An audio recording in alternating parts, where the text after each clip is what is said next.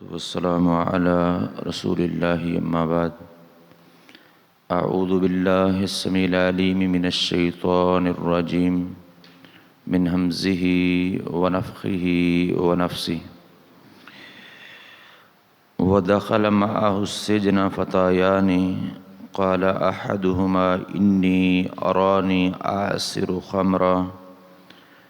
وقال الآخر إني أراني أحمل فوق رأسي خبزا تأكل الطير منه نبئنا بتأويله إنا نراك من المحسنين. ودخل معه السجن فتيان، اور قید خانے میں اس کے ساتھ دو نوجوان داخل ہوئے. قال احدہما، ان دونوں میں سے ایک نے کہا، انی ارانی، بے شک میں دیکھتا ہوں، اعصر خمرا، کہ میں کچھ شراب نچوڑ رہا ہوں. وقال الآخر انی ارانی، اور دوسرے نے کہا کہ بے شک میں دیکھتا ہوں، احمل فوق رأسی خبزا، کہ میں اپنے سر پر کچھ روٹی اٹھائے ہوئے ہوں. تأکل الطیر منہ، کہ اس میں سے پرندے کھا رہے ہیں. نبئنا بتأویلہ، پس آپ اس کی ہمیں تعبیر بتائیے. انا نراک من المحسنین، بے شک ہم آپ کو احسان کرنے والوں میں سے دیکھتے ہیں.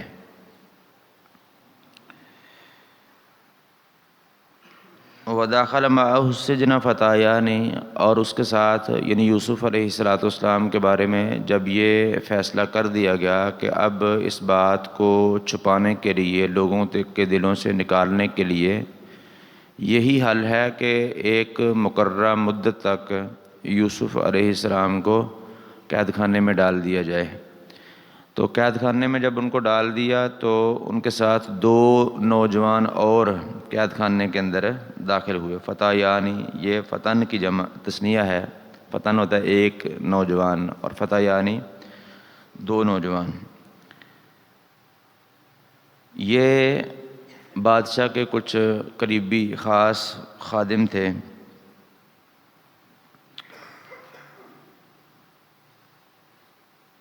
ان دونوں نے جلدی ہی یوسف علیہ السلام کی نیکی تقوی کو اور حسن اخلاق کو دیکھا اور اس سے متاثر ہوئے اور آپ سے مانوس ہو گئے. یوسف علیہ السلام کے ہر ایک کے ساتھ بے لوث اچھے سلوک، اس کی خدمت کرنا، اس کے کام آنا، یہ دیکھا تو یہ یوسف علیہ السلام کے ان کاموں سے متاثر ہوئے اور انہوں نے سمجھ لیا کہ شاید اس بندے کا نام احسان یا پھر یہ محسن ہے، لوگوں کے کام آنے والا ہے، لوگوں پر احسان کرنے والا ہے. یہ بندے کے کردار سے، اس کی عادات سے، اخلاق سے، اس کے ساتھ رہنے والے جو ہیں وہ اس کو پہچانتے ہیں. جس طرح کہ ظاہری طور پر ہی ہوتا ہے، اندر دل کا معاملہ کیا ہے یہ تو اللہ رب العالمین جانتے ہیں. جیسا کہ سورہ قصص میں ہے نا کہ بنی اسرائیل نے قارون سے کہا تھا کہ وَأَحْسِن كَمَا أَحْسَنَ اللَّهُ إِلَيْكَ، کہ تو بھی ہم پر احسان کر جس طرح کہ اللہ تعالیٰ نے تیرے ساتھ احسان کیا ہے. تو لوگوں کے ساتھ اچھے معاملات کرنا، حسن سلوک کرنا اور لوگوں کے کام آنا، بے لوث ان کی خدمت کرنا، یہ احسان ہے. یہ صفات جو ہیں وہ اللہ تعالیٰ کے جو محسنین بندے ہوتے ہیں ان کے اندر ہوتی ہیں. نبی اکرم صلی اللہ علیہ وسلم کے اندر یہ صفات جو ہیں وہ بہت زیادہ تھیں. ابو بکر صدیق رضی اللہ عنہ کے اندر بھی یہ صفات جو ہیں وہ تھیں، جیسا کہ صحیح بخاری کی حدیث میں ہے. ام المومنین سیدہ خدیجہ رضی اللہ عنہا نے وہ ساری صفات رسول اللہ صلی اللہ علیہ وسلم کی گنوائیں. اسی طرح بعد میں ابو بکر صدیق رضی اللہ تعالیٰ عنہ کو بھی وہ صفات جو ہے وہ گنوائیں گئی ہیں. تو ایک تو احسان کا تعلق ہوتا ہے لوگوں کے ساتھ، کہ بندے کی عادات کا اچھا ہونا، لوگوں کے ساتھ اچھے سلوک سے جو ہے وہ پیش آنا اور ان کے کام آنا، بے لوث ان کی خدمت کرنا، اس احسان کا تعلق ہوتا ہے لوگوں کے ساتھ۔ ایک احسان کا تعلق اللہ تبارک و تعالیٰ کی عبادت کے ساتھ بھی ہے۔ وہ حدیث جبریل صحیح بخاری اور مسلم کی متفق علیہ حدیث ہے، لمبی حدیث ہے۔ تو جبریل علیہ السلام نے کچھ سوالات کیے تھے رسول اللہ صلی اللہ علیہ وسلم سے، ان میں سے ایک سوال یہ تھا کہ اخبرنی یا محمد عن الاحسان، کیا محمد صلی اللہ علیہ وسلم احسان کے بارے میں بتلائیے کہ احسان کیا ہے۔ تو رسول اللہ صلی اللہ علیہ وسلم نے فرمایا ان تعبد اللہ کأنک تراہ فإن لم تکن تراہ فإنہ یراک۔ احسان یہ ہے کہ تو اللہ تعالیٰ کی عبادت ایسے کر کہ جیسے تو اس کو دیکھ رہا ہے، اور اگر یہ نہیں ہے تو پھر یہ سوچ کہ وہ تجھے دیکھ رہا ہے۔ تو یعنی اس طرح جو بندہ عبادت کرتا ہے اس کی عبادت میں خشوع خضوع، جس طرح کی عبادت اللہ رب العالمین کو مقصود اور مطلوب ہے وہ ایسی عبادت ہوتی ہے۔ آپ دیکھیں اس کی مثال کہ کلاس لگی ہوئی ہے، کلاس کے اندر ٹیچر جو ہے وہ موجود ہے، بیٹھا ہوا ہے، تو اب اسٹوڈنٹ جو ہیں وہ شرارتیں نہیں کریں گے اس لیے کہ وہ استاذ کو دیکھ رہے ہیں۔ وہ پڑھیں یا نہ پڑھیں کتاب کے اوپر ان کا دھیان ہوگا اور شرارتوں کے بغیر جو ہے وہ بیٹھے ہوئے ہوں گے۔ اور اگر ٹیچر کلاس میں بیٹھا نہیں ہوا، پیچھے جو ہے وہ چکر لگا رہا ہے یا تھوڑا سا دور ہے تو وہ ان کو دیکھ رہا ہے، تب بھی اسٹوڈنٹ جو ہے وہ چکنا رہیں گے، ہوشیار رہیں گے، شرارتیں نہیں کرتے کہ بے شک وہ پیچھے ہے، ہم تو نہیں اس کو دیکھ رہے لیکن وہ ہمیں دیکھ رہے ہیں۔ تو اس طرح کا اللہ رب العالمین کے بارے میں تصور، اول تو یہ ہے کہ بندہ یہ سوچے کہ میں کس کے سامنے کھڑا ہوں، میں کس کو دیکھ رہا ہوں۔ رسول اللہ صلی اللہ علیہ وسلم نے فرمایا نا کہ نمازی اپنے سامنے جو ہے وہ نہ تھکے کیونکہ اس کے سامنے اس کا رب ہوتا ہے۔ تو وہ سمجھے کہ میں اپنے رب کے ساتھ ہم کلام ہوں، باتیں کر رہا ہوں، اپنے رب سے مناجات کر رہا ہوں، اپنے رب کے سامنے جو ہے وہ اپنی حاجات کو رکھ رہا ہوں،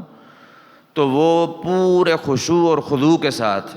پورے انہماک کے ساتھ، پوری توجہ کے ساتھ جو پڑھتا ہے اس پر غور کرے، اس پر توجہ دے،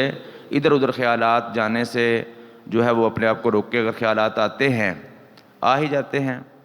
تو ان کا بھی حال رسول اللہ صلی اللہ علیہ وسلم نے بتایا ہے، صحیح مسلم میں حدیث ہے، وہ صحابی نے آ کے رسول اللہ صلی اللہ علیہ وسلم سے کہا کہ مجھے نماز میں جو ہے نا وہ خیالات آتے ہیں ادھر ادھر کے، کاروبار کے، گھر کے۔ تو رسول اللہ صلی اللہ علیہ وسلم نے فرمایا کہ آپ نے اپنے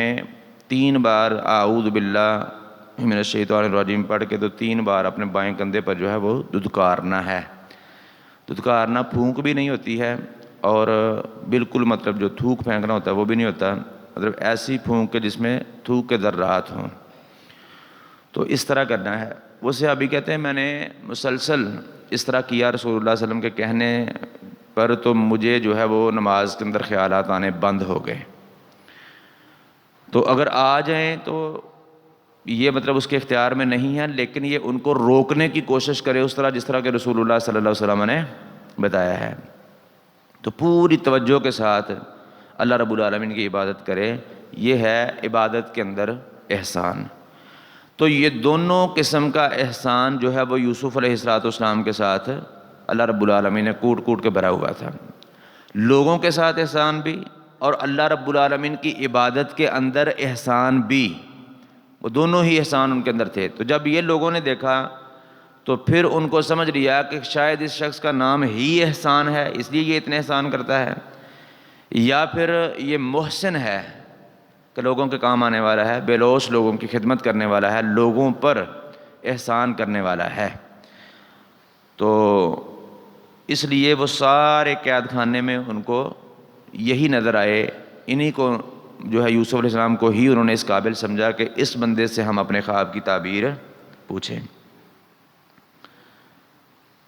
تو آ کے دونوں نے اپنا خواب بتایا کہ ایک نے کہا کہ میں نے دیکھا ہے اپنے آپ کو کہ میں کچھ شراب نچوڑ رہا ہوں، اور دوسرے نے کہا کہ میں اپنے سر پر روٹیاں اٹھائے ہوئے ہوں اور اس میں سے پرندے کھا رہے ہیں، تو آپ ہمیں اس کی تعبیر بتا دیجئے، بے شک ہم آپ کو محسنین میں سے دیکھتے ہیں۔ قال، انہوں نے کہا، یعنی یوسف علیہ السلام نے کہا، لا یأتیکما طعام ترزقانہ الا نبأتکما بتأویلہ قبل ان یأتیکما۔ کہا کہ تمہارے پاس وہ کھانا نہیں آئے گا جو تمہیں دیا جاتا ہے، مگر میں تمہیں اس کی تعبیر بتا دوں گا اس سے پہلے کہ وہ تمہارے پاس آئے۔ اس سے ایک تو یہ بات معلوم ہوتی ہے کہ کھانے کا قریب ہی وقت تھا، تو یوسف علیہ السلام نے، چونکہ وہ جانتے تھے، ان کے ساتھ رہے تھے، پلے تھے، بڑے تھے، تو ان کو اس بات کا علم تھا کہ ان کے عقائد کے اندر جو ہے وہ شرک ہے، عقیدہ ان کا درست نہیں ہے، عقیدہ توحید پر یہ نہیں ہے۔ تو انہوں نے غنیمت سمجھا اس بات کو کہ ایک تو یہ ہے کہ وہ خود جائیں اور دعوت دیں، اب یہ پھنس گئے ہیں، ایک کام لے کر، ایک حاجت لے کر میرے پاس آئے ہیں، تو اب تو یہ میری بات سننا ان کی مجبوری ہے، تو کیوں نہ میں پہلے ان کو اللہ رب العالمین کی توحید کی دعوت دوں، دین سمجھاؤں، اور اس کے بعد ان کے خواب کی تعبیر بتاؤں، اور پھر ان کی تسلی کے لیے یہ بھی کہہ دیا کہ میں کوئی بڑا لمبا چوڑا وعظ و نصیحت کرنے کے لیے تمہارے پاس جو ہے وہ نہیں بیٹھا ہوں، چند باتیں میری سن لو، اور جو تمہیں کھانا دیا جاتا ہے وہ تمہارے پاس آنے سے پہلے میں تمہیں تمہاری تعبیر بھی بتا دوں گا، تو اس سے پہلے چند ایک میری باتیں ہیں وہ سن لو۔ ذالکما مما علمنی ربی، کہا کہ یہ جو باتیں ہیں یہ میرے رب نے مجھے سکھائی ہیں، جو تم مجھ سے خواب کی تعبیر پوچھنے کے لیے آئے ہو، یا اس طرح کی جو بھی میرے معاملات ہیں، وہ میرا کمال نہیں ہے، میرے رب کا مجھ پر احسان ہے، میرے رب نے مجھے سکھائی ہیں۔ انی ترکت ملت قوم لا یؤمنون باللہ وہم بالآخرۃ ہم کافرون، کہا کہ بے شک میں نے اس قوم کے دین کو چھوڑ دیا ہے جو اللہ پر ایمان نہیں رکھتے اور آخرت پر ایمان نہیں رکھتے، آخرت کے ساتھ کفر کرنے والے ہیں، میں نے ان کے دین کو چھوڑ رکھا ہے، یعنی ان کے اندر میں نے بچپن گزارا، لڑکپن گزارا ہے، اب جوان ہوا ہوں، لیکن اس کے باوجود ان کے اندر رہا ہوں، ان کا خادم تھا، اس کے باوجود میں نے ان کے دین کو چھوڑے رکھا ہے۔ کیوں چھوڑے رکھا ہے؟ کہ یہ رب کی توحید پر نہیں تھے، اور اللہ تعالیٰ کی قدرت کہ مار کر دوبارہ زندہ کرنا اور حساب کتاب لینا یوم آخرت، اس کا یہ انکار کرنے والے تھے، اس لیے میں نے ان کے دین کو چھوڑے رکھا ہے، تو لہذا میں ان کے دین پر نہیں تھا۔ واتبعت ملت آبائی ابراہیم و اسحاق و یعقوب، اور میں نے اپنے باپ دادا ابراہیم اور اسحاق اور یعقوب کے دین کی پیروی کی ہے۔ ما کان لنا ان نشرک باللہ، ہمارے لیے لائق ہی نہیں ہے کہ ہم اللہ تعالیٰ کے ساتھ شریک بنائیں، من شیء، کسی چیز کو، ذالک من فضل اللہ علینا، یہ اللہ تعالیٰ کا فضل ہے ہم پر، وعلی الناس، اور لوگوں پر، ولکن اکثر الناس لا یشکرون، اور لیکن اکثر لوگ شکر نہیں کرتے ہیں۔ کہا کہ میں نے ان لوگوں کے دین کو باوجود اس کے کہ میں ان کے اندر رہا ہوں، پلا بڑا ہوں، ان کا خادم تھا، ان کا جو ہے وہ معاملات کرتا تھا، ان کا حکم مانتا تھا دنیاوی معاملات میں، لیکن ان کے دین کو میں نے نہیں اپنایا، اور وہ صرف اس لیے نہیں اپنایا کہ یہ اللہ تعالیٰ کی توحید پر نہیں تھے اور آخرت پر ایمان رکھنے والے نہیں تھے، اس کا انکار کرنے والے تھے، اور ساتھ ہی اپنا عقیدہ بھی واضح کر دیا کہ میں نے پیروی کی ہے اپنے باپ دادا ابراہیم، اسحاق اور یعقوب کے دین کی۔ اچھا، یہاں سے ایک سوال پیدا ہوتا ہے کہ لوگ بھی آج کل بھی کہتے ہیں، بلکہ آج کل کیا انبیاء کو بھی لوگ یہ جواب دیتے تھے جب انبیاء ان کو توحید کی دعوت دیتے، اپنی نبوت، اپنی رسالت کا جو ہے وہ دلائل ان کے سامنے پیش کرتے، تو وہ کہتے تھے کہ جو ہمارے باپ دادا کرتے رہے ہیں وہ ہم ہی تھے، ہم ان کی پیروی کیوں چھوڑیں آپ کے کہنے پر؟ اور آج کل بھی لوگ یہ جواب دیتے ہیں کہ ہمارے باپ دادا نے پھر جو کیا ہے وہ ایسے ہی ہے، تو باپ دادا کی پیروی تو کرنی چاہیے کیونکہ یوسف علیہ السلام نے کی ہے۔ تو بھئی جس طرح یوسف علیہ السلام کے باپ دادا تھے، اگر اس صلاحیت کے مالک آپ کے باپ دادا ہیں تو آپ بھی ان کی پیروی کریں۔ یوسف کے باپ دادا کون تھے؟ سارے انبیاء تھے، اور انبیاء گمراہی پر ہوتے ہیں، جہالت پر ہوتے ہیں، نعوذ باللہ معاذ اللہ کفر شرک پر ہوتے ہیں، بدعات خرافات پر ہوتے ہیں۔ وہ تو اللہ رب العالمین کی طرف سے منزل من اللہ ہدایت پر ہوتے ہیں اور اسی کی روشنی کو لوگوں تک پھیلاتے ہیں۔ تو جو یہ دعویٰ کرتا ہے کہ میرے باپ دادا انبیاء ہیں تو ٹھیک ہے، وہ ان کی پیروی کرے، لیکن جس کے باپ دادا انبیاء نہیں ہیں، ان کے پاس وحی کا علم نہیں ہے، وہ ہدایت کے نور کو چھوڑ کر، کتاب و سنت کی بات کو چھوڑ کر کہے کہ میں اپنے باپ دادا کی پیروی کرتا ہوں، تو یہ نری جہالت ہے۔ تو باپ دادا اگر حق پر ہیں، کتاب و سنت پر ہیں، تو ان کی پیروی کی جا سکتی ہے، لیکن اگر وہ گمراہی پر ہیں، عقیدہ کفر پر ہیں، شرک پر ہیں، بدعات خرافات میں ڈوبے ہوئے ہیں، تو ان کی پیروی نہیں کی جا سکتی ہے۔ ما کان لنا ان نشرک باللہ، یہ یوسف علیہ السلام نے ان کو اپنا تعارف کروایا۔ تعارف جو ہوتا ہے نا، یہ دعوت کے لیے بڑا مؤثر ہوتا ہے کہ ہمیں دعوت دینے والا ہے کون، یعنی وہ خود بھی نبی ہے اور اس کا باپ بھی نبی ہے، دادا بھی نبی ہے، پر دادا بھی نبی ہے۔ تو یہ ایک تعارف تھا ان کا، اس لیے انہوں نے کروایا کہ میں نے اپنے باپ دادا ابراہیم، اسحاق اور یعقوب کی پیروی کیا، میں ان کی ملت پر ہوں، ان کے دین پر ہوں، ان کافروں کی، مشرکوں کی، آخرت کا انکار کرنے والوں کے دین کو، ملت کو میں نے اپنایا ہی نہیں ہے، اس کو میں نے چھوڑے رکھا ہے۔ ما کان لنا ان نشرک باللہ، اور جو میرا تعارف ہے کہ میں نبی، میرا باپ نبی، دادا پردادا نبی، ہمارے لیے یہ لائق ہی نہیں ہے کہ ہم اللہ تعالیٰ کے ساتھ کسی کو شریک بنائیں۔ یہ ہو ہی نہیں سکتا کہ ہم اللہ رب العالمین کے ساتھ کسی کو شریک بنائیں۔ من شیء، کوئی شے بھی، ذالک من فضل اللہ، یہ اللہ تعالیٰ کا فضل ہے، علینا، ہم پر، یعنی ہمارا کوئی کمال نہیں ہے کہ ہم اللہ تعالیٰ کے ساتھ شرک نہیں کرتے ہیں، ہم بدعات خرافات میں نہیں ہیں، اللہ رب العالمین کے منزل من اللہ دین پر ہیں، اللہ تعالیٰ کی توحید کو مانتے ہیں اور لوگوں کو دعوت دیتے ہیں، اللہ رب العالمین کے قدرت، یوم آخرت پر ایمان رکھنے والے ہیں اور لوگوں کو یہ بات سمجھاتے ہیں۔ یہ ہمارا کمال نہیں ہے، یہ اللہ تبارک و تعالیٰ کا ہم پر فضل ہے کہ اللہ رب العالمین نے اپنے فضل سے ہمیں چنا ہے، ہمارا اجتباء کیا ہے، استفاء کیا ہے، اس لیے ہمیں یہ توفیق ہی نہیں ہے کہ ہم اللہ تعالیٰ کے ساتھ کسی چیز کو شریک بنائیں۔ وَعَلَى النَّاسِ، اور لوگوں پر بھی اللہ کا فضل ہے۔ لوگوں پر کیا فضل ہے؟ کہ ہمیں اللہ رب العالمین نے ہدایت کا پیغام دے کر بھیجا اور وہ پیغام ہم لوگوں کو سناتے ہیں، ان کی ہدایت کا بندوبست اللہ رب العالمین نے ہمارے ذریعے سے کیا ہے۔ تو یہ لوگوں پر بھی اللہ تعالیٰ کا فضل ہے۔ ایک دائی، ایک عالم آپ کو جو ہے وہ ملتا ہے تربیت کے لیے، دین کی تعلیم کے لیے، کتاب و سنت کو سکھلانے کے لیے، تو وہ اللہ کا فضل ہے آپ پر۔ تو جس قوم کو اللہ کا نبی ملتا ہے، ہاں جی، تو اس کے لیے تو پھر بہت بڑا اللہ تعالیٰ کا فضل ہے۔ تو فرمایا کہ ہم پر بھی اللہ تعالیٰ کا یہ فضل ہے کہ اللہ تعالیٰ نے ہمارا اجتباع کیا، استفاء کیا، ہمیں چنا،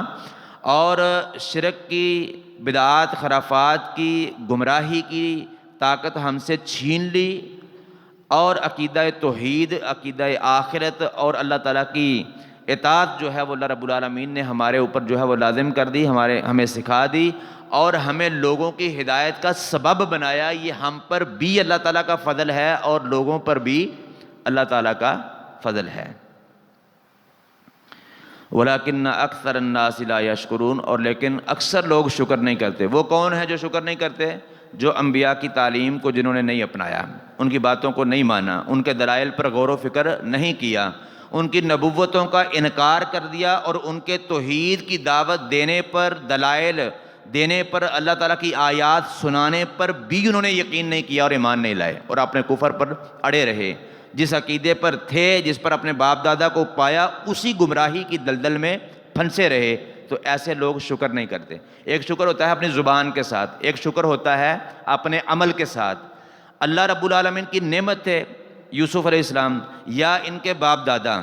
جو جتنے بھی انبیاء علیہ السلام آئے وہ ان لوگوں پر جن کے پاس وہ آئے وہ اللہ تعالیٰ کی نعمت تھے، اللہ کا فضل تھے، اللہ کی رحمت تھے۔ تو جنہوں نے ان کی بات پر لبیک کہا، اس کو مان لیا، اس کے مطابق عقیدہ بنا لیا، ان کی نبوت پر ایمان لے آئے، ان کا کلمہ پڑھ لیا، ان کے ساتھی بن گئے، ان کے دین کو پھیلانے والے، ان کی مدد کرنے والے، نصرت کرنے والے بن گئے، انہوں نے اپنے رب کا شکریہ ادا کیا، اپنے رب کی اس نعمت کا شکریہ ادا کیا۔ اور جنہوں نے ان کی بات کو ٹھکرا دیا، ان کا مذاق اڑایا اور ان کو ناحق قتل کیا اور اسی اپنے باپ دادا کی گمراہی والے عقیدے پر زندگی بسر کر دی، انہوں نے اپنے رب کی اس نعمت کا ناشکری کی، شکر ادا نہیں کیا۔ تو جتنے بھی انبیاء علیہ السلام کے آپ قصے واقعات قرآن مجید میں بیان ہوئے ہیں وہ پڑھ لیں۔ تھوڑے ان پر ایمان لائے، اکثریت نے ناشکری کی، اس لیے کہہ دیا کہ وَلَٰكِنَّ أَكْثَرَ النَّاسِ لَا يَشْكُرُونَ، اور اکثر لوگ جو ہے وہ شکر نہیں کرتے ہیں، اس نعمت کا شکر نہیں کرتے ہیں بلکہ کفران نعمت کرتے ہیں۔ تو یہ اللہ رب العالمین کا قانون ہے کہ اگر جو شکریہ ادا کرتا ہے اللہ تعالیٰ کی نعمت کا، شکرانے نعمت کرتا ہے، تو اللہ تعالیٰ کا وعدہ ہے کہ لَأَزِيدَنَّكُمْ، میں تمہیں اور زیادہ دوں گا۔ پھر اللہ تعالیٰ نے ان کو اور زیادہ دیا، دنیا میں بھی دیا اور آخرت میں جو اللہ تعالیٰ زیادہ دے گا اس کے بارے میں کوئی سوچ ہی نہیں سکتا ہے۔ اور جنہوں نے کفران نعمت کیا، اس نعمت کو جو ہے وہ شکریہ ادا اللہ تعالیٰ کا نہیں کیا، ناشکرے ہو کر زندگی بسر کی، ان کو اللہ رب العالمین نے ان کا نام صفحہ ہستی سے بھی مٹایا۔ اس دنیا میں بھی ان پر اللہ تعالیٰ نے مختلف عذابات جو ہے وہ بھیجے، اور آخرت کا جو ان کا عذاب ہے اس کے بارے میں کوئی سوچ سکتا ہی نہیں ہے۔ یا صاحبی السجن اارباب متفرقون خیر ام اللہ الواحد القہار، کہا کہ اے قید خانے کے دو ساتھیوں، کیا الگ الگ رب بہتر ہیں یا اللہ جو اکیلا ہے نہایت ہی زبردست ہے؟ اب یہ عقیدہ توحید کی دعوت، پہلے اپنی پہچان کروائی کہ میں ہوں کون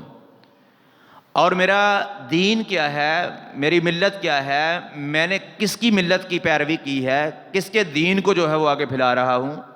اور یہ لوگ ان کا دین کیا ہے، مختلف ربوں کی مختلف جو ہے ارباب کی عبادت کرتے ہیں، اور میں ایک اللہ جو واحد ہے، قہار ہے، زبردست ہے،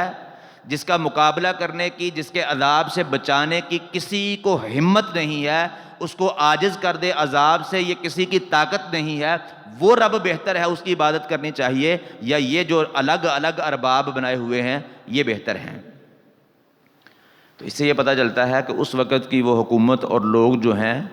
وہ اللہ تعالیٰ کو نہیں مانتے تھے بلکہ مختلف ارباب انہوں نے بنائے ہوئے تھے، یا اگر اللہ تعالیٰ کی ذات کو مانتے بھی تھے، جس طرح کہ مشرکین مکہ بھی مانتے تھے، ربوبیت کو مانتے تھے، اللہ تعالیٰ کی ذات کو مانتے۔ کئی بار اللہ تعالیٰ نے فرمایا نا کہ آپ ان سے پوچھئے کہ تمہیں پیدا کس نے کیا ہے، یہ فوراً کہیں گے اللہ نے پیدا کیا ہے۔ آپ ان سے پوچھئے آسمان و زمین کو بنانے والا کون ہے، یہ فوراً کہیں گے اللہ تعالیٰ ہے۔ لیکن پھر بھی اپنے بتوں کی عبادت کرتے، پھر بھی اپنی فصل کو، اپنی کھیتی کو، اپنے جانوروں کو بتوں کے نام پر وقف کیا کرتے تھے اور ان کی پوجا کرتے، ان کو اپنے نفع اور نقصان کا مالک سمجھتے تھے۔ تو یہ بھی یہ حکومت اور لوگ جہاں پہ یوسف علیہ السلام تھے، اگر یہ رب کی ذات کو مانتے بھی تھے تو پھر بھی انہوں نے مختلف ارباب بنائے ہوئے تھے کہ یہ بیٹیاں دینے والا ہے، یہ بیٹے دینے والا ہے، یہ ہوائیں چلانے والا ہے، یہ بارش بھیجنے والا ہے، یہ فلاں فائدہ دینے والا ہے، یہ فلاں نقصان کا مالک ہے۔ مختلف رب انہوں نے بنائے ہوئے تھے۔ تو یوسف علیہ السلام نے اپنا تعارف کروا کے اپنی دین، اپنی توحید کا، اللہ تعالیٰ کی توحید کا جس پر وہ تھے اس کا تعارف کروا کے، اور ان کے کفر کا تعارف کروا کے پھر کہا کہ بتاؤ اب، یعنی ایک تو ہے دلائل کتاب و سنت کے، ایک ہے کہ تمہیں اللہ تعالیٰ نے عقل دی ہے، شعور دیا ہے، تم بتاؤ کہ ایک رب، ایک اللہ تعالیٰ جو واحد ہے، قہار ہے، زبردست ہے، جس کے اوپر ہے کوئی نہیں ہے، وہ بہتر ہے یا مختلف ارباب یہ بہتر ہیں جو انہوں نے بنائے ہوئے ہیں؟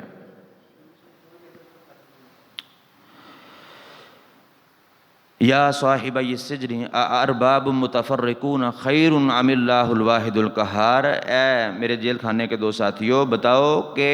کیا مختلف ارباب بہتر ہیں یا ایک اللہ جو واحد ہے، قہار ہے، زبردست ہے؟ ما تعبدون من دونہ الا اسماء سمیتموها انتم وآباؤکم۔ اب یہ دیکھ لیں کہ کس باپ دادا کی پیروی کرنی چاہیے۔ اپنے بارے میں یوسف علیہ السلام نے کہا کہ میں ان کی ملت پر نہیں ہوں جو کفر والی ہے، جو اللہ تعالیٰ کا انکار کرنے والی ہے، اللہ کی قدرت آخرت کے دن کا انکار کرنے والی ہے، اس کو میں نے چھوڑ دیا ہے، اور میں نے اپنے باپ دادا جو ہیں وہ جو اللہ کے نبی تھے ان کی ملت کو اپنایا ہے، ان کی پیروی کی ہے۔ اور ان کے بارے میں کیا کہا کہ تم نے ما تعبدون من دونہ، تم اس کے علاوہ نہیں عبادت کرتے اللہ تعالیٰ کے علاوہ، الا اسماء، مگر چند ناموں کی، سمیتموہا انتم وآباؤکم، جن کو تم نے گھڑ لیا اور تمہارے باپ دادا نے، یعنی تمہارے باپ دادا بھی اسی گمراہی پر تھے، تم نے ان کو اسی پر پایا تو تم بھی اب اسی پر کھڑے ہو، تو ان کی کوئی حیثیت نہیں ہے، یہ عبادت کے لائق نہیں ہیں۔ اللہ رب العالمین نے ان کی عبادت کی کوئی برہان دلیل نازل نہیں کی ہے، اللہ تعالیٰ نے کوئی حکم نہیں دیا ہے کہ میرے علاوہ ان کی بھی عبادت کرو۔ ان کی عبادت تم کرتے ہو، یہ کون ہیں، ان کی حیثیت کیا ہے، ان کی پہچان تعارف کیا ہے؟ سمیتموہا انتم وآباؤکم، تم نے اور تمہارے باپ دادا نے ان کے نام گھڑ لیے ہیں، خود سے رکھے ہیں، ان کی کوئی حیثیت نہیں ہے۔ اللہ تعالیٰ نے ان کے ناموں کی کوئی دلیل نازل نہیں کی ہے کہ ان کی عبادت کرنی ہے، ان کو اپنے نفع نقصان کا مالک سمجھنا ہے، ان کو میرا وسیلہ بنانا ہے۔ اللہ تعالیٰ نے کوئی برہان، کوئی دلیل اس کی نازل نہیں کی ہے، تم نے خود یہ نام رکھے ہیں اور تمہارے باپ دادا نے رکھے ہیں۔ آج کل ہمارے معاشرے میں مسلمان جن لوگوں سے مانگتے ہیں، اللہ تعالیٰ کے اولیاء، فوت شدگان جن کی قبریں بنا لیتے ہیں، قبروں کے اوپر بڑے بڑے مزار بنا لیتے ہیں، بت بنا لیتے ہیں، پھر ان سے جا کے مانگتے ہیں، ان کے نام اللہ تعالیٰ نے رکھے ہیں۔ ہاں جی، علی حجویری کا نام داتا اللہ تعالیٰ نے رکھا ہے۔ امام بری میری کھوٹی قسمت کر دے ہری، یہ اللہ تعالیٰ نے پیغام دیا ہے۔ بابا شاہ جمال پتر دے رتا لال، یہ نعرہ اللہ تعالیٰ نے قرآن میں بتایا ہے یا رسول اللہ صلی اللہ علیہ وسلم نے بتایا ہے؟ یہ مطلب ہے یوسف علیہ السلام کا کہ الا اسماء سمیتموہا انتم وآباؤکم، جس طرح ان کے باپ دادا نے چند نام گھڑ لیے، بت کھڑے کر لیے اور ان کے نام مختلف رکھ لیے کہ یہ فلاں چیز دینے والا، یہ فلاں چیز دینے والا، یہ فلاں نفع دینے والا، یہ فلاں نقصان دینے والا ہے، یہ خیر کا رب ہے، یہ شر کا رب ہے، تو انہوں نے خود ان کے نام رکھ لیے اور ان کی پوجا شروع کر دی۔ آج ہمارے معاشرے میں بھی لوگوں نے خود نام رکھ کے ان کی پوجا جو ہے وہ شروع کر دیا، ان سے مانگنا شروع کر دیا۔ اللہ رب العالمین نے نہ ان کے بارے میں کوئی دلیل نازل کی تھی، نہ ان کے بارے میں کوئی برہان نازل کی ہے۔ ما انزل اللہ بہا من سلطان، اللہ تعالیٰ نے ان کے بارے میں کوئی سلطان نازل نہیں کی ہے، کوئی دلیل نازل نہیں کی ہے۔ ان الحکم الا للہ، اور حکم صرف اللہ تعالیٰ ہی کا ہے۔ امر اللہ تعبدوا الا ایاہ، حکم صرف اللہ تعالیٰ کا ہے اور اس نے حکم دیا ہے کہ اس کے سوا کسی کی عبادت نہیں کرنی ہے۔ اب جب حکم حاکم، حقیقی معنوں میں جو حاکم ہے وہ اللہ رب العالمین ہے، ان الحکم الا للہ، حکم نہیں ہے سوائے اللہ تعالیٰ کے، اللہ تعالیٰ ہی کا حکم ہے، اصلی حاکم اللہ رب العالمین ہی ہے۔ اور اس کا حکم کیا ہے؟ اللہ تعبدوا الا ایاہ، اس کا حکم یہ ہے کہ اس کے علاوہ کسی کی عبادت نہیں کرنی ہے۔ ذالک الدین القیم، یہی سیدھا دین ہے، یہی سیدھا دین ہے۔ سیدھا دین کیا ہے؟ کہ اللہ تعالیٰ کی توحید کو ماننا ہے، اس کے انبیاء کی نبوت کو ماننا ہے، اور جو منزل من اللہ دین اس نے بھیجا ہے اس کی پیروی کرنی ہے، اس کو سیکھنا ہے، اس پر عمل کرنا ہے اور اس کا پرچار کرنا ہے۔ یہ سیدھا دین ہے۔ اپنے اپنے گھڑے ہوئے نام بنا کر کسی کو داتا بنا لینا، کسی کو دستگیر بنا لینا، کسی کو پرواز کرنے والا بنا لینا، دلوں کے حال جاننے والا بنا لینا، کسی کو بیٹے دینے والا، بیٹیاں دینے والا، ہوائیں چلانے والا، مختلف قسم کے جو ہے وہ فائدے دینے والا اور نقصانات دینے والا بنا لینا، یہ الا سمیتموہا انتم و آباؤکم، اس کے علاوہ اور کوئی نہیں ہے، اس کے علاوہ اس کی کوئی حیثیت نہیں ہے کہ تم نے خود ان کے نام گڑھے، اپنے باپ دادا کو ان کے نام گڑھتے ہوئے اور ان کی عبادت کرتے ہوئے پایا اور اسی پر اپنے عقیدے کو جو ہے بنا لیا اور اس کی جو ہے وہ تم نے بھی عبادت شروع کر دی۔ اللہ رب العالمین نے کوئی سلطان برہان دلیل اس کی نازل نہیں کی ہے، اور حکم کا مالک اللہ رب العالمین ہے، اور اللہ تعالیٰ کا حکم یہی ہے کہ اس کے علاوہ کسی کی عبادت نہیں کرنی، اور یہی سیدھا دین ہے۔ وَلَكِنَّ أَكْثَرَ النَّاسِ لَا يَعْلَمُونَ، اور لیکن اکثر لوگ نہیں جانتے۔ اب دیکھیں، شروع سے لے کر نوح علیہ السلام کو آپ دیکھیں 950 سال انہوں نے اللہ رب العالمین کے دین کی، منزل من اللہ شریعت کی تبلیغ کی، تو چند لوگ ان کے ساتھ جو ہے وہ مسلمان ہوئے، اور ان کے بعد کے انبیاء کو آپ دیکھ لیں، بلکہ نبی صلی اللہ علیہ وسلم نے فرمایا کہ بنی اسرائیل پر اللہ رب العالمین نے کئی انبیاء بھیجے، قیامت کے دن وہ آئیں گے، کسی کے ساتھ ایک بندہ ہوگا، کسی کے بعد 2 بندے ہوں گے، کسی کے ساتھ کوئی بھی نہیں ہوگا، وہ اکیلے ہی ہوں گے۔ تو انہوں نے انبیاء کی دعوت کو بھی ٹھکرا دیا، اس کو ہی نہیں مانا، تو ایسے انبیاء بھی قیامت کے دن آئیں گے جن کے ساتھ کوئی ایک بندہ بھی نہیں ہوگا۔ تو اس لیے اللہ تعالیٰ نے فرمایا وَلَكِنَّ أَكْثَرَ النَّاسِ لَا يَعْلَمُونَ، لیکن اکثر لوگ جو ہیں وہ جانتے ہی نہیں ہیں۔ پہلے ہی فرمایا کہ اکثر لوگ شکر نہیں کرتے ہیں، اکثر لوگ جو ہے وہ جانتے نہیں ہیں۔ تو شروع سے، جب سے دنیا میں شرک شروع ہوا، شروع سے لے کے آج تک آپ دیکھ لیں کہ جو اہل حق ہوتے ہیں، جو کتاب و سنت والے ہوتے ہیں، یا اپنے نبی کی بات کو ماننے والے ہوتے ہیں، اس کی دعوت کو قبول کرنے والے ہوتے ہیں، وہ تھوڑے ہی ہوتے ہیں۔ اکثریت، قرآن مجید بھرا پڑا ہے اس سے کہ اکثریت جو ہے وہ جاہلوں کی ہے، اکثریت جو ہے وہ نہ بات ماننے والوں کی ہے، اکثریت جو ہے وہ ناشکروں کی ہے، اکثر وہ ہیں جو جانتے نہیں ہیں۔ اور لوگ اس بات کا فخر کرتے ہیں کہ یہ ہمیں یہ دعوت دیتے ہیں، یہ کہتے ہیں اکیلے اللہ کو مانو، یہ کہتے ہیں اللہ تعالیٰ کے ساتھ شرک نہ کرو، یہ کہتے ہیں اللہ تعالیٰ کے ساتھ کسی کو کرنی بھرنی والا نہ سمجھو، یہ ہے کتنے کو؟ تو اکثریت تو ہماری ہے، لوگ اکثریت پر فخر کرتے ہیں، حالانکہ اللہ رب العالمین نے قرآن مجید کے کئی مقامات پہ یہ باتیں کی ہیں کہ اکثریت جاہلوں کی ہے، اکثریت ناشکروں کی ہے، اکثریت جو ہیں وہ نہیں جانتے ہیں۔ تو یہاں پہ بھی اللہ رب العالمین نے فرمایا کہ اللہ تعالیٰ کا حکم یہی ہے کہ اسی کی عبادت کرنی ہے، اس کے علاوہ کسی کی عبادت نہیں کرنی، اور یہی سیدھا دین ہے، لیکن اکثر لوگ اس بات کو نہیں جانتے ہیں۔ یا صاحب السجن اما احدکما فیسقی ربہ خمرا، اب یہ دعوت توحید دینے کے بعد یوسف علیہ السلام نے ان کو خواب کی تعبیر بتانی شروع کی۔ اس سے میرے اور آپ کے لیے بھی ایک سبق ہے، ہمیں بھی یوسف علیہ السلام کی سنت کو زندہ کرنا چاہیے اور اس پر عمل کرنا چاہیے۔ دیکھیں، ایک تو یہ ہے کہ میرے اور آپ پر فرض ہے، میری اور آپ کی ذمہ داری ہے کہ ہم اللہ رب العالمین کے دین کو، اس کی دعوت کو پھیلائیں، لوگوں تک جائیں اور ان کو اللہ تعالیٰ کا دین سمجھائیں۔ کنتم خیر امۃ اخرجت للناس تأمرون بالمعروف وتنہون عن المنکر، اللہ رب العالمین نے ہماری یہ صفت بیان کی ہے کہ تم بہترین امت ہو، لوگوں کے لیے نکالے گئے ہو،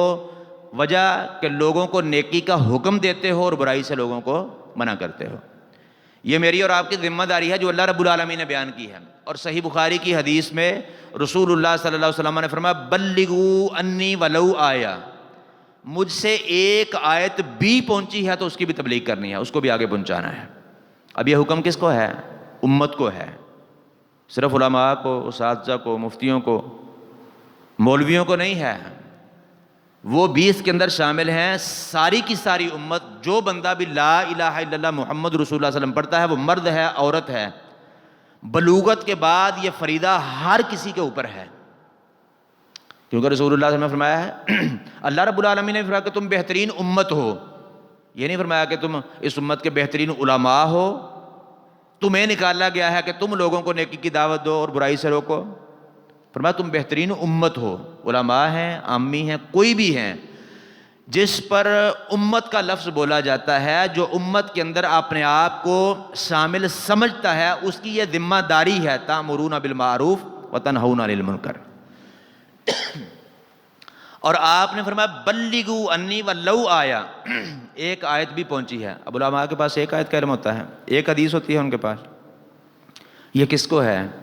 کہ کوئی چھوٹے سے چھوٹا بندہ بھی ہے، عام سے عام بندہ بھی ہے، جس کے پاس ساری زندگی رسول اللہ صلی اللہ علیہ وسلم کی ایک حدیث ہی پہنچی ہے۔ ویسے یہ دعویٰ کرنے والا بھی کوئی نہیں ملنا قیامت کے دن۔ آپ لوگوں کے پاس ایک ہی حدیث ہے بس؟ کتنا قرآن مجید کا ترجمہ، کئی بار آپ نے جو ہے صورتوں کا، مختلف صورتوں کا ترجمہ پڑھا ہے، قرآن مجید کے خلاصے سنے ہیں، مختلف آپ نے دروس، جمعوں کے خطبات،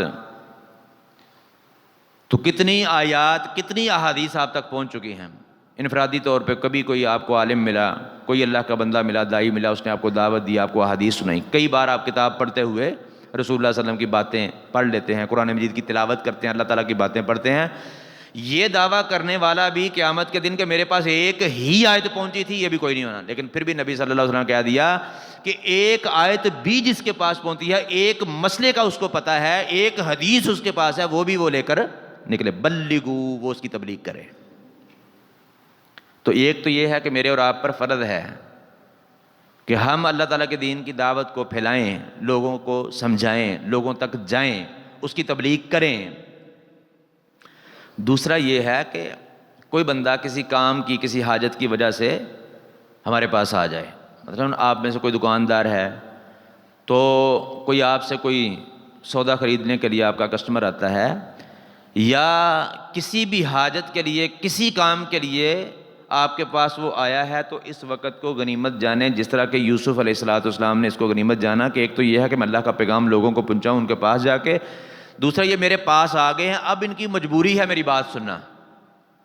تو اس وقت ان کو اللہ رب العالمین کی توحید کی دعوت، لیکن بڑے احسن انداز سے، جس طرح کہ یوسف علیہ السلام نے۔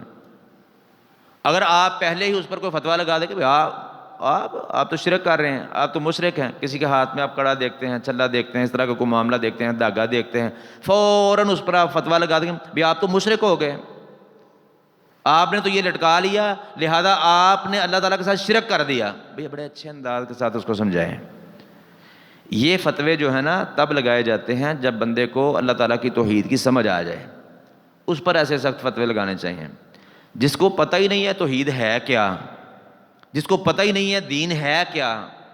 اس پر فتوے نہیں لگانے ہیں، اس کو بڑے اچھے انداز کے ساتھ، محبت کے ساتھ، پیار کے ساتھ یہ بات سمجھانی ہے، جس طرح کہ یوسف علیہ السلام کس طرح کہا، یا صاحب السجن، اے میرے جیل خانے کے دوست ساتھی ہو، حالانکہ وہ حقیقی ساتھی نہیں تھے، کافر تھے، اور کفار کے ساتھ تو محبت کرنے سے اللہ تعالیٰ نے منع فرمایا ہے، لیکن ان کو اپنی بات سمجھانے کے لیے اگر وہ کہتے او مشرک ہو میری بات سنو، تو بات سنتے ان کی، ان کو محسنین میں سے کہتے، ان سے خواب کی تعبیر پوچھتے، اگر یہ وہ کہہ دیتے تو وہ خواب کی تعبیر پوچھنے سے پہلے، بتانے سے پہلے ہی اٹھ کے چلے جاتے ہیں۔ اللہ رب العالمین کو بھی رسول اللہ صلی اللہ علیہ وسلم نے کہا ہے نا کہ اگر آپ کی طبیعت میں سختی ہوتی تو یہ لوگ آپ کے پاس بیٹھتے ہی نا، تو آپ کی نرمی کی وجہ سے، آپ کی محبت کی وجہ سے، اور آپ کی محبت کا آپ اندازہ لگائیں، طائف کے میدان میں لوگوں نے پتھر مارے، خون بہا، فرشتہ آیا پہاڑوں کا، اس نے کہا پہاڑ گرا کے ان کو مسل دوں، کہا نہیں، یہ مجھے جانتے نہیں ہیں، ان کی اولادوں میں سے لوگ ایسے ہوں گے جو اللہ تعالیٰ کی توحید کو ماننے والے ہوں گے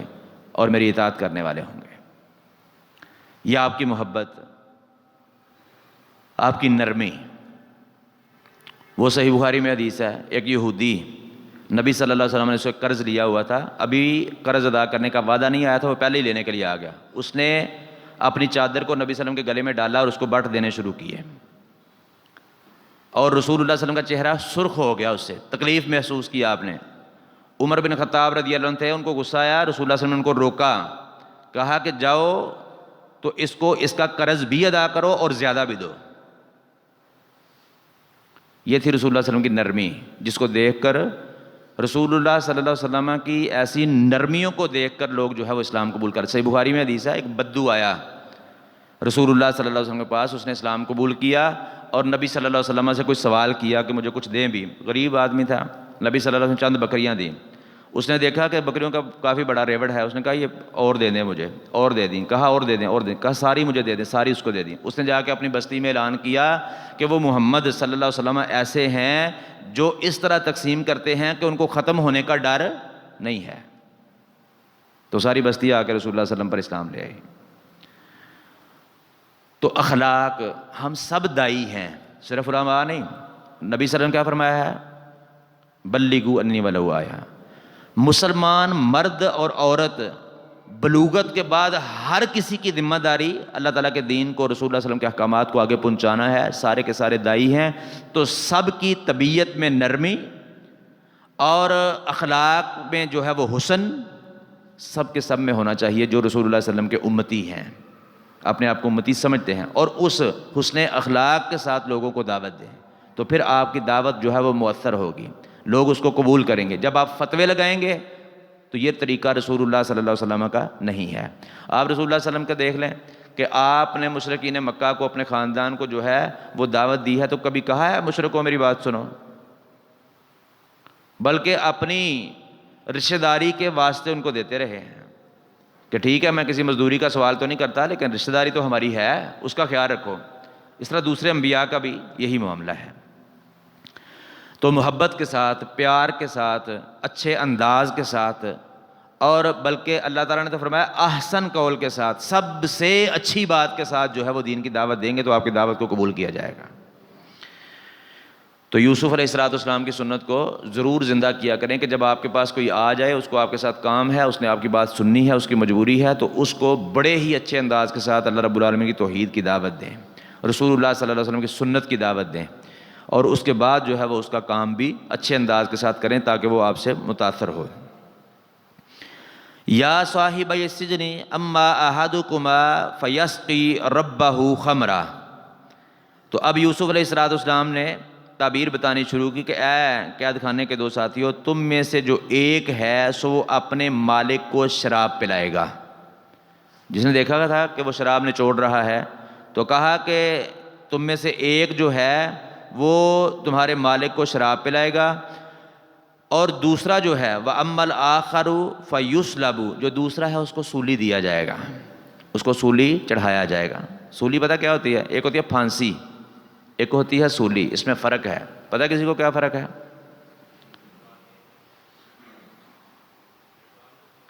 ہاں،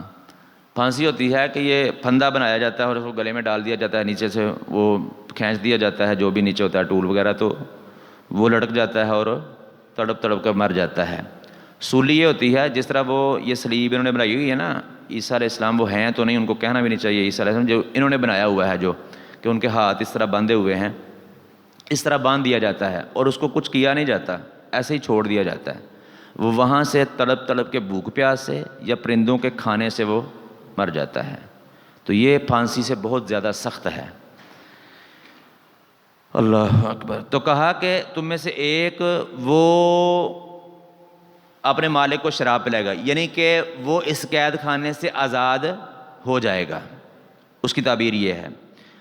اور دوسرے کی تعبیر یہ ہے کہ اس کو سولی دیا جائے گا، فَتَأْكُلُ الطَّيْرُ مِنْ رَأْسِهِ، اور اس کے سر سے پرندے کھائیں گے. اس نے کہا تھا نا میں نے اپنے سر پر روٹیاں اٹھائی ہوئی ہیں اور اس میں سے پرندے کھا رہے ہیں. تو اس کی تعبیر یوسف علیہ السلام نے کی کہ تمہیں سولی دے دیا جائے گا اور تمہارے سر کو نوچ نوچ کر پرندے کھائیں گے. قُضِيَ الْأَمْرُ الَّذِي فِيهِ، یہ ایسا معاملہ ہے جس کے بارے میں فیصلہ ہو چکا ہے.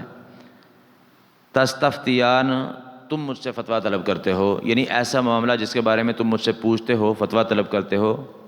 تو اس کا فیصلہ کر دیا گیا ہے. اس سے ایک بات یہ بھی سمجھ آتی ہے کہ تستفتیان، انہوں نے کہا تم دونوں مجھ سے فتویٰ طلب کرتے ہو، یعنی خواب کی تعبیر بتانا بھی ایک فتویٰ دینا ہے. تو ہر کسی کو یہ جرت نہیں کرنی چاہیے. ایویں جو ہے نا وہ خوابوں کی تعبیر کی کوئی کتاب پڑھ کے تو اس میں پڑھ لیا جی خواب میں پانی نظر آئے تو اس کی تعبیر کیا ہے، وہی لوگوں کو بتانی شروع کر دی. حالانکہ ایک ہی بندے کو جو ہے 1 2 3 4 بندوں کو ایک ہی چیز نظر آئے تو ان کی سب کی تعبیر ایک ہی ہو یہ لازم نہیں ہے. یہ سیاق و سباق کو دیکھا جائے گا، خواب کے اس کے معاملات کو دیکھا جائے گا، تو پھر جو ہے وہ پتہ چلتا ہے کہ خواب کی تعبیر اس کی کیا ہے اور اس کی کیا ہے. بے شک اس نے بھی پانی دیکھا ہے، اس نے بھی پانی دیکھا ہے، اس نے بھی سانپ دیکھا ہے، اس نے بھی سانپ دیکھا ہے. ایک ہی چیز مختلف لوگوں کو خواب میں آئے تو سب کی تعبیر ایک نہیں ہوتی. اس لیے کوئی بھی خوابوں کی تعبیر کی کتاب پڑھ کے لوگوں کو تعبیر بتانا یہ جہالت کے سوا اور کچھ نہیں ہے. یہ ایک الگ علم ہے جو اللہ رب العالمین نے عطا کیا ہوتا ہے. تو یہ اسی طرح ہے جس طرح کہ فتویٰ دینا، تو ہر کسی کو یہ جرت نہیں کرنی چاہیے، جہالت جو ہے وہ نہیں پھیلانی چاہیے. اور رسول اللہ صلی اللہ علیہ وسلم کی حدیث ہے صحیح بخاری میں، آپ نے فرمایا کہ قیامت کی نشانیاں بیان کرتے ہوئے فرمایا کہ ایک نشانی یہ ہے کہ اللہ تعالیٰ علم کو اٹھا لے گا، اور علم کو اس طرح نہیں اٹھائے گا کہ کتابوں کو اٹھا لے، کتابیں پڑھنے والوں کو اٹھا لے گا، استنباط کرنے والوں کو، فتوے دینے والوں کو اٹھا لے گا۔ اس کے بعد لوگ جہلاء کو اپنے سردار بنا لیں گے، ان سے مسئلے پوچھیں گے تو وہ خود بھی گمراہ ہوں گے، لوگوں کو بھی گمراہ کریں گے۔ تو مسائل بتانے کے اندر اور خواب کی تعبیر بتانے کے اندر بڑی احتیاط کرنی چاہیے۔ صحابہ کرام رضوان اللہ علیہم اجمعین کی زندگیاں آپ پڑھیں، حقیقت بات ہے کہ اچھے کبار صحابہ کرام، ان کے پاس کوئی مسئلہ لے کے جاتا تھا تو وہ اپنے سے بڑا صحابی، بڑا عالم جو اس علاقے میں موجود ہوتا تھا وہ ریفر کرتے تھے کہ اس کے پاس جائیں، وہ مجھ سے بڑا عالم ہے۔ ایک دو تین چار نہیں، کئی واقعات احادیث کی کتب میں ایسے ہیں، کسی صحابی کے پاس بندہ گیا، اس نے کہا کہ مجھ سے بڑے عالم موجود ہیں، ان کے پاس جائیں۔ تو ہمارے ہاں کیا ہوتا ہے کہ کسی عالم سے بندہ مسئلہ پوچھتا ہے، عالم ابھی بولتا نہیں ہے، تو جو پاس کو نمازی بیٹھا ہوتا ہے تو وہ پہلے بول پڑتا ہے، اچھا تمہیں بھی نہیں پتا، سمجھے کہ نہیں؟ تو اس طرح نہیں کرنا چاہیے، صبر کریں، وہ جو جواب جس سے پوچھا گیا ہے سوال وہ جواب دے گا تو اچھا جواب ہوگا، بے شک آپ کو مسئلہ آتا بھی ہے، لیکن بڑے عالم کی موجودگی میں ویسے ہی وہ خاص طور پہ اس وقت جب آپ سے پوچھا بھی نہیں گیا تو یہ اس کی بھی توہین ہے، تو یہ نہیں کرنا چاہیے۔ صحیح بخاری میں حدیث ہے، رسول اللہ صلی اللہ علیہ وسلم کے پاس صحابہ کرام بیٹھے ہوئے تھے، تو نبی صلی اللہ علیہ وسلم نے ایک سوال کیا، تو عبداللہ بن عمر چھوٹے سے بچے تھے، ان کو وہ جواب آتا تھا لیکن انہوں نے جواب نہیں دیا۔ بعد میں نبی صلی اللہ علیہ وسلم نے جو ہے وہ بتایا، تو عبداللہ بن عمر نے اپنے باپ عمر رضی اللہ عنہ کو بعد میں بتایا کہ یہ جواب مجھے آتا تھا، تو میں اس لیے نہیں بولا کہ ابو بکر عمر جیسے کبار صحابہ، کبار علماء بیٹھے ہیں تو یہ نہیں بولے تو میں کیوں بولوں۔ ان کی حیا کرتے ہوئے انہوں نے جواب نہیں دیا، تو لیکن عمر رضی اللہ عنہ نے کہا اگر تم بول پڑتے بتاتے تو مجھے اس بات کی خوشی ہوتی ہے نا باپ کو کہ بیٹے نے جو ہے وہ بتا دیا ہے، تو لیکن انہوں نے جواب نہیں دیا علم ہونے کے باوجود کہ اتنے بڑے بڑے کبار صحابہ علماء جو ہم بیٹھے ہیں، رسول اللہ صلی اللہ علیہ وسلم کے ساتھی بیٹھے ہیں، تو میں جواب دوں یہ ان کی توہین ہے، تو اس لیے وہ نہیں بولے۔ تو باہر کیف یوسف علیہ السلام نے خواب کی تعبیر جو ہے وہ دونوں کی بتا دی کہ ایک کو کیا کیا جائے گا، رہا کر دیا جائے گا، وہ اپنے مالک کی پہلے کی طرح جا کے خدمت کرے گا، اس کو شراب پلائے گا، اور دوسرا جو ہے وہ سولی دے دیا جائے گا اور اس کے سر کو نوچ کر پرندے کھائیں گے، اور یہ ایسا معاملہ ہے جس کا فیصلہ کر دیا گیا ہے۔ اب یہاں پہ بھی یوسف علیہ السلام کو انہوں نے کہا تھا نا کہ ہم آپ کو محسنین میں سے پاتے ہیں، یہاں پہ بھی آپ کا حسن دیکھیں، حسن اخلاق دیکھیں کہ پہلے، اور آپ کی نرمی دیکھیں، محبت دیکھیں کہ پہلے بھی بڑی محبت کے ساتھ ان کو دعوت دی، اب ان کو محبت کے ساتھ جو ہے وہ یا صاحب السجن کہہ کر، اے میرے جیل خانے کے دو ساتھیوں کہہ کر جو ہے وہ خواب کی تعبیر بتا رہے ہیں، اور پہلے وہ تعبیر بتائی ہے جو خوشی والی ہے، خوشخبری ہے، اور جو دوسری ہے غمی والی خبر ہے وہ بعد میں دی ہے، وہ بعد میں تعبیر بتائی ہے تاکہ جو حوصلہ شکنی والا معاملہ ہے وہ جتنی اس میں دیر ہو سکے اتنا اچھا ہے، اور حوصلہ افزائی والا جو معاملہ ہے، وہ جو خبر ہے وہ جتنی جلدی بتائی جا سکے وہ اتنا ہی اچھا ہے۔ تو پہلے انہوں نے اس کی تعبیر بتائی جو اچھی تھی، اور جس کی بری تعبیر تھی اس کو بعد میں بتایا، اور کہا کہ یہ فیصلہ اب ہو چکا ہے، اب یعنی یہ ٹلے گا نہیں، جس کے بارے میں تم سے مجھ سے فتویٰ طلب کیا ہے یہ فیصلہ اللہ تعالیٰ کی طرف سے ہو چکا ہے۔ وَقَالَ لِلَّذِي ظَنَّ أَنَّهُ نَاجٍ مِّنْهُمَا، اور کہا اس شخص کے لیے، یوسف علیہ السلام نے اس بندے سے کہا، اس شخص سے، خواب کی تعبیر پوچھنے والوں میں سے اس شخص کے کہا کہ ظن انہ ناجن، جس کے بارے میں انہوں نے گمان کیا تھا کہ یہ نجات پانے والا ہے، منہما، ان دونوں میں سے، کیا کہا؟ اذکرنی عند ربک، تو میرا ذکر کرنا اپنے مالک کے پاس۔ فَأَنْسَاهُ الشَّيْطَانُ ذِكْرَ رَبِّهِ، تو اس کو شیطان نے بلا دیا اس کے مالک کے ساتھ اس کا ذکر کرنا۔ یہ یوسف علیہ السلام نے ایک احتیاطی تدبیر کو اختیار کیا جو کہ توکل کے منافی نہیں ہے، یہ اختیار کی جا سکتی ہے، اس کے کئی اور دلائل بھی ہیں، اور کئی انبیاء نے یہ اختیار کی ہے، صرف یوسف علیہ السلام نے ہی نہیں کی ہے، اللہ تعالیٰ نے حکم بھی دیا ہے وَتَعَاوَنُوا عَلَى الْبِرِّ والتقوی، نیکی اور تقوی کے کاموں میں ایک دوسرے کی مدد کرو، ایک دوسرے کی معاونت کرو۔ اسی طرح عیسیٰ علیہ السلام نے کہا تھا، سورہ آل عمران میں ہے، اپنے ساتھیوں سے، صحابہ سے، من انصاری الی اللہ، کون ہے میری مدد کرنے والا اللہ تعالیٰ کے لیے، یعنی اللہ تعالیٰ کے راستے میں اللہ تعالیٰ کی دعوت کو پھیلانے کے لیے کون مدد کرنے والا ہے۔ اسی طرح اللہ رب العالمین نے اسباب اختیار کرنے کا حکم دیا ہے کہ وَأَعِدُّوا لَهُم مَّا اسْتَطَعْتُم مِّن قُوَّةٍ، کہ کافروں کے خلاف اپنی طاقت کے مطابق تیاری کرو، تو یہ بھی ایک سبب ہے۔ اسی طرح رسول اللہ صلی اللہ علیہ وسلم نے وہ جامع ترمذی کی حدیث ہے، اونٹ کا گھٹنا باندھ کر اللہ تعالیٰ پر توکل کرنے کا کہا ہے، اور یہی ہم بھی کرتے ہیں۔ ہم اپنی تجوریوں کو تالا لگاتے ہیں کہ کہتے ہیں پیسے رکھ کے، کہتے ہیں زیورات رکھ کے، کہتے ہیں چلو ساڈا ہوئے گا تو بچ جائے گا، جو کسی اور دا ہوئے گا تو لے جائے گا۔ اللہ پہ توکل اس طرح کرتے ہیں، تالا لگاتے ہیں پہلے اس کو، اور اللہ تعالیٰ پر توکل کرتے ہیں، یعنی اونٹ کا گھٹنا باندھتے ہیں تالا لگا کر، پھر بھی توکل اللہ پہ بھی ہے، ورنہ تالے بھی ٹوٹ جاتے ہیں۔ تو توکل پھر بھی اللہ تعالیٰ پہ کرنا ہے، لیکن ظاہری سبب کو اختیار کرنا یہ اللہ تعالیٰ پر توکل کے منافی نہیں ہے۔ اسی طرح آگے جا کے آئے گا، وہ یعقوب علیہ السلام نے اپنے بیٹوں کو کہا تھا کہ سارے کے سارے ایک دروازے میں سے نہ جانا، اور یہ بھی ساتھ کہہ دیا کہ جو آفت اللہ تعالیٰ کی طرف سے آنے والی ہے اس کو میں ٹال سکتا نہیں ہوں۔ اللہ تعالیٰ نے بھی بعد میں کہا کہ یوسف نے اپنے دل کی خواہش کو پورا کیا، اپنے دل میں جو اس کی بات تھی اس کو پورا کر لیا۔ اپنے بچوں کو کہا کہ ایک دروازے میں سے نہ جانا، اس کی کئی حکمتیں مفسرین نے بیان کی ہیں کہ وہ سارے ایک جیسے جوان تھے، نظر بھی لگ سکتی تھی، کوئی سب کو گھیر لیتا، کوئی جو ہے نا وہ مطلب قید کر لیتا سب کو، تو پھر کوئی اگر اکٹھے ہوتے تو سارے قید ہو جاتے، الگ الگ جاتے تو پھر کچھ بچ کر واپس آنے والے پیچھے آ کے خبر دینے والے ہوتے، تو کئی اس کی حکمتیں تھیں۔ باہر کیف یہ ایک ظاہری سبب تھا، اللہ تعالیٰ نے فرمایا ظاہری سبب تھا، یوسف علیہ السلام کے دل کی خواہش تھی، ان کے بات تھی جو ان کے دل میں آئی، انہوں نے پوری کر لی، ورنہ وہ اللہ تعالیٰ کی طرف سے آنے والی آفت کو ٹالنے والے نہیں تھے۔ اور انہوں نے خود بھی اپنے بیٹے کو نصیحت کرتے ہوئے یہی کہا کہ اللہ تعالیٰ کی طرف سے جو ہونا ہے وہ ہو ہی جانا، میں اس کو ٹال سکتا نہیں ہوں، لیکن تم نے ایک دروازے میں سے سب نے داخل نہیں ہونا ہے۔ وَقَالَ لِلَّذِي ظَنَّ أَنَّهُ نَاجٍ مِّنْهُمَا، اور انہوں نے کہا، یعنی یوسف علیہ السلام نے کہا اس بندے سے جس کے بارے میں انہوں نے گمان کیا تھا کہ یہ ان میں سے نجات پانے والا ہے۔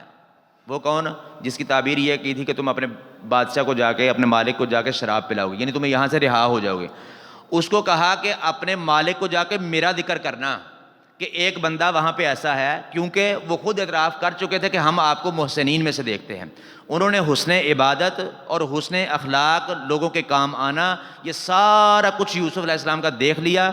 تو اس لیے وہ جانتے تھے کہ یوسف علیہ السلام کو جو ہے وہ ایسے گناہ گار نہیں ہو سکتے کہ جن کو جیل میں ڈال دیا گیا ہے۔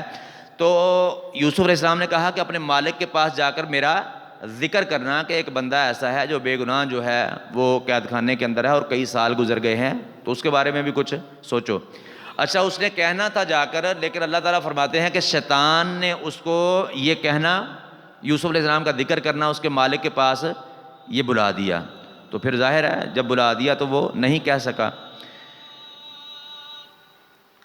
فَلَبِثَ فِي السِّجْنِ بِضْعَ سِنِينَ، تو کئی سال اور یوسف علیہ السلام پھر وہ ہے جیل میں رہے، کیونکہ وہ بھول گیا تھا، اس نے جا کے بتایا ہی نہیں، تو کئی سال اور۔ بِضْعَ سِنِينَ، بِضْعَ کا لفظ جو ہے وہ 3 سے 9 تک بولا جاتا ہے،